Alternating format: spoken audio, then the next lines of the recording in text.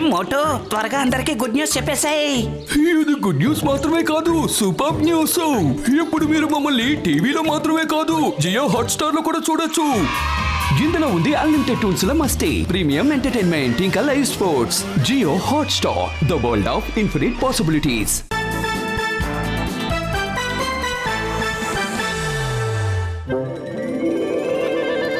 ఎక్కడికి వెళ్ళారు? లైబ్రరీలో కూడా లేరు, గ్రౌండ్ లో కూడా లేరు. బహుశా అక్కడే ఉండుంటారు. లైబ్రరీలో కూడా ఒక్క స్టూడెంట్ కూడా లేడు, గ్రౌండ్ లో కూడా ఏ స్టూడెంట్ లేడు, క్యాంటీన్ లో కూడా ఎవరు లేరు. గుడ్ మార్నింగ్, చెప్పండి sir. Library, play ground, canteen అన్ని ఖాళీగా పడున్నాయి. స్టూడెంట్స్ అందరూ అసలు ఎక్కడికి వెళ్ళారు? స్టూడెంట్స్ సార్, మీరు హాస్టల్లో ఎప్పుడైతే టీవీ పెట్టించారో స్టూడెంట్స్ చదవడం, ఆడడం, అలాగే తినడం అన్ని మర్చిపోయారు సార్. రండి సార్, రండి సార్, మీకు ఇప్పుడే అన్ని చూపిస్తాను. రండి రండి, త్వరగా రండి.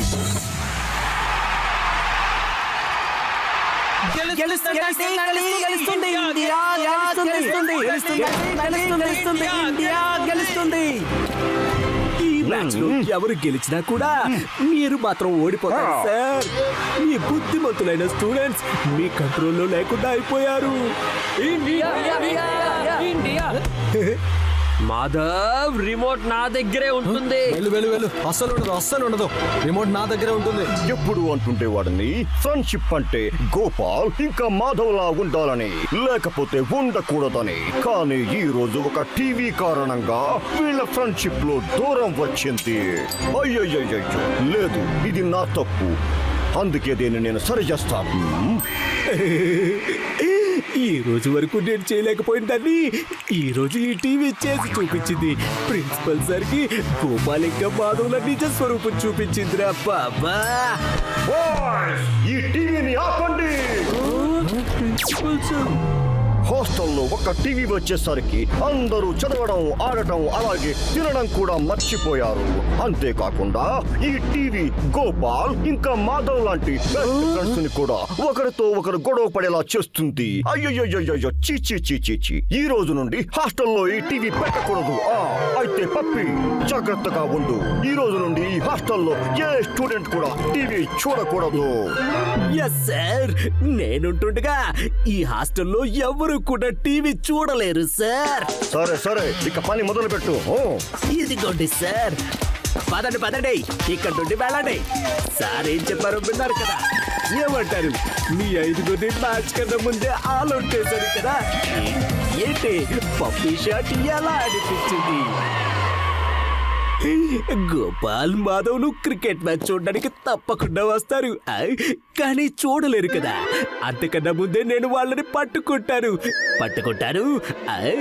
తప్పకుండా పట్టుకుంటాను. చూసుకోండి.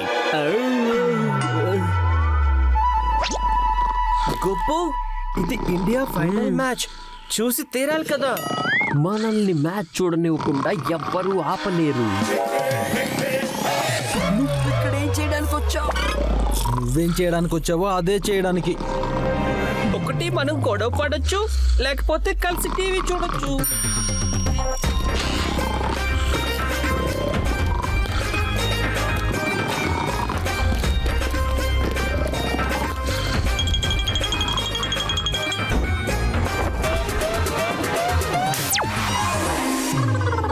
గుర్తుపెట్టుకోండి, రూమ్ లో ఎలాంటి శబ్దం రాకూడదు.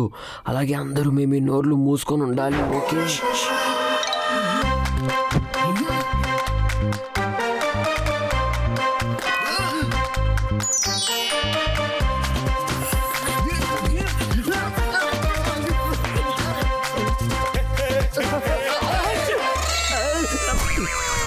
లక్ష్మణ్ తుమ్ము. చీమ ఎప్పటి వరకు పంచదారికి దూరంగా ఉండగలదు. నాకు తెలుసు మీరు టీవీ చూడటానికి తప్పకుండా వస్తారని. నేను ఇప్పుడే వెళ్ళి ప్రిన్సిపల్ సార్కి మీ అందరి మీద కంప్లైంట్ చేస్తాను బాబా.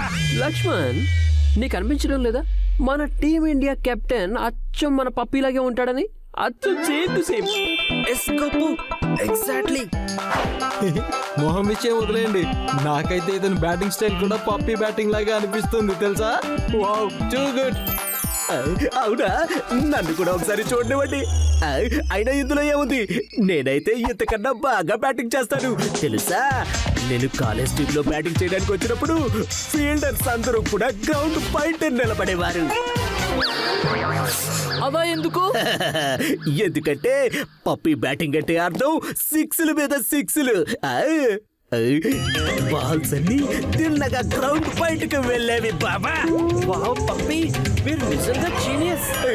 జీనియస్ ఏంటి, గిన్నీస్ ని. అంటే గిన్నీస్ రికార్డ్ లో నా పేరు ఉండేది. ఒకవేళ పట్వర్ధన్ సార్ నన్ను ఇక్కడికి తీసుకురాకపోయింటే నేను ఈరోజు ఇండియా టీమ్ కి కెప్టెన్ అయ్యిండేవాడిని బాబా. పప్పీ బ్యాట్ తిప్పాడు, ఇక కొట్టాడు. ఒక అద్భుతమైన సిక్సర్. పప్పీ యొక్క అద్భుతమైన స్క్వేర్ కట్, ఇక బాల్ తిన్నగా గ్రౌండ్ బయట.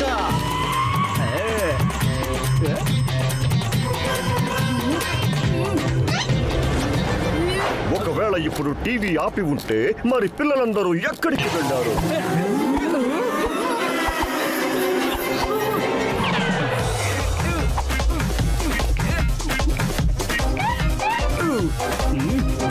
డోంట్ డిస్టర్బ్, నేను ఇండియాకి captain.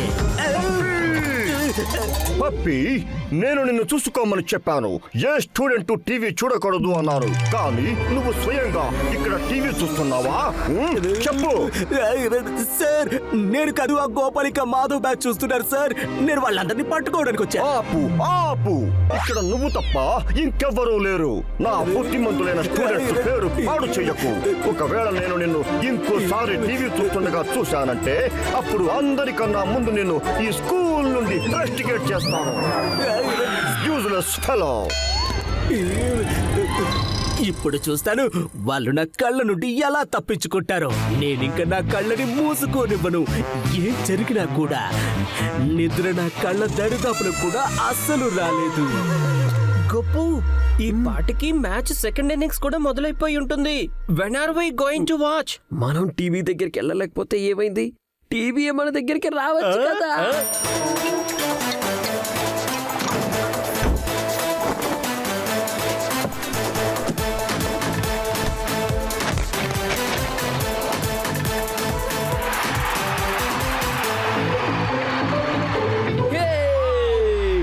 What a shot! Great shot! Yay! Yay! Hey! Go six! Lakshman, TV దానికదే విండో వైపు ఎలా తిరిగిపోయింది? దయ్యం దయ్యం దయ్యం! దయ్యం గియ్యం ఏమీ ఉండదు. ఆగు, నేను చూస్తాను. ఇప్పుడే దయ్యానికి దయ్యం, మనిషికి మనిషి చేసేస్తాను. అలాగా, ఇది మనిషి కాదు. గొప్పు, ఈ దెయ్యం పేరు మాధవ్. ఏంటి మాధవ? నా రూమ్ లోకి రావడానికి నీకు అసలు ఎంత ధైర్యం?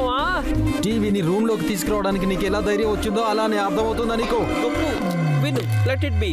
మనమంతా కలిసిమెలిసి ఒకే దగ్గర టీవీ చూద్దాం. సర్లే సర్లే. చాలా సేపటి వరకు నిద్ర పట్టేసింది అనుకుంటా. ఈ టైం లోపల గోపాల్ మాధవ్ 4 సార్లు గోల్మాల్ చేసేస్తారు. ఈ రోజు వీళ్ళ శత్రుత్వం ఎలా చల్లారిపోయింది. ఓకే, అల్లారడం అంటే గుర్తొచ్చింది. నాకు చాలా వేడిగా ఉంది. కొంచెం ఫ్యాన్ వేసుకుంటాను బాబా. ఇప్పుడు బాగుంది బాబా. ఏమి బాగోలేదు బాబా. టీవీ డబ్బా అయిపోయిందండి. ఎక్కడికి పోయింది, ఎక్కడికి పోయింది? టీవీ శబ్దం గోపాల్ రూమ్ నుండి వస్తుంది. Principal sir! తలుపు తీ. ప్రిన్సిపల్ సార్ వచ్చేసారు. మాధవ్, నువ్వు టీవీని తీసుకొని త్వరగా విండోలో చెల్లిపో. గో. నేను ఎందుకు వెళ్ళాలి? నేను ఎందుకు వెళ్తాను? నువ్వే టీవీ పట్టుకుని వెళ్ళు. పిచ్చోడా వీడి బ్రెయిన్ ని తన రూమ్ లోనే వదిలేసి వచ్చినట్టు అనిపిస్తుంది. ఇది నా రూము. నేను లక్ష్మణ్ ఇక్కడ ఖచ్చితంగా ఉండాలి కదా మరి. ఓ ఓకే ఓకే, సరే సరే. గోపాల్, డోర్ తీయడానికి ఎంత టైం ఎందుకు పట్టింది? అది సార్ మేము క్లీన్ చేసుకుంటున్నాం సార్. సార్ టీవీ ఇక్కడే ఉండుంటుంది సార్, ఇప్పుడే వెతుకుతాను. ఇక్కడ లేదు, ఇక్కడ లేదు. ఎక్కడికి పోయింది సార్? అది టీవీ కాక్రోచ్ కాదు. టీవీ టేబుల్ మీద ఉంటుంది, బెడ్ కింద కాదు. సార్ టీవీ ఇక్కడ ఎలా ఉంటుంది సార్? టీవీ ఎప్పుడైనా సరే కామన్ రూమ్ లోనే కదా ఉంటుంది. పద అక్కడ చూద్దాం. కామన్ రూమా? బాబా, డబ్బా తిరిగి టీవీ అయిపోయిందా? చూసారా సార్, టీవీ ఇక్కడే ఉంది కదా. పప్పి, నువ్వు అనవసరంగా నా బుద్ధిమంతులైన స్టూడెంట్స్ ని అనుమానిస్తున్నావు. ఇంకోసారి నా టైం వేస్ట్ చేశావంటే నిన్ను ఖచ్చితంగా రస్టికేట్ చేస్తాను. ఈ టీవీ మళ్ళీ ఎలా వచ్చేసింది? ప్రిన్సిపల్ సార్ నుంచి కాపాడినందుకు థ్యాంక్ యూ చెప్పే తీరాలి కదా గోపు. చెప్పు చెప్పు, థ్యాంక్ యూ చెప్పు. నా రూమ్ లో టీవీ చూసినందుకు థ్యాంక్స్ చెప్పాల్సింది నువ్వే మాధవ్.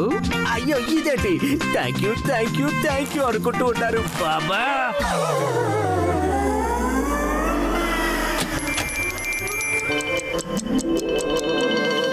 ఇప్పుడు మ్యాచ్ లో ఫైనల్ ఓవర్స్ అవుతూ ఉండుంటాయి.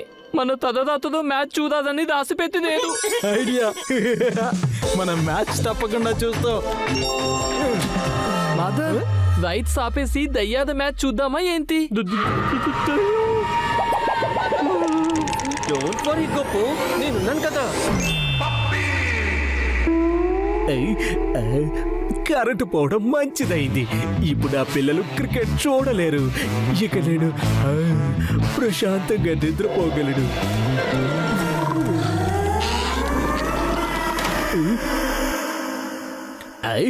దీపాలాడితే చీకటి అయిపోతుంది కదా.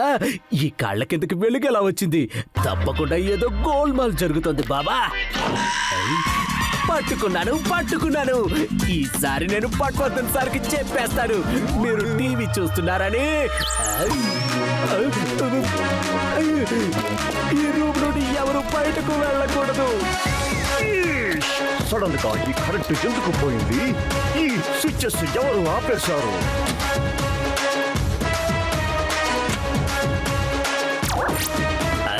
కరెంట్ వచ్చేసింది, కానీ పిల్లలు భయమైపోయారు. ఎక్కడికి పోయారు?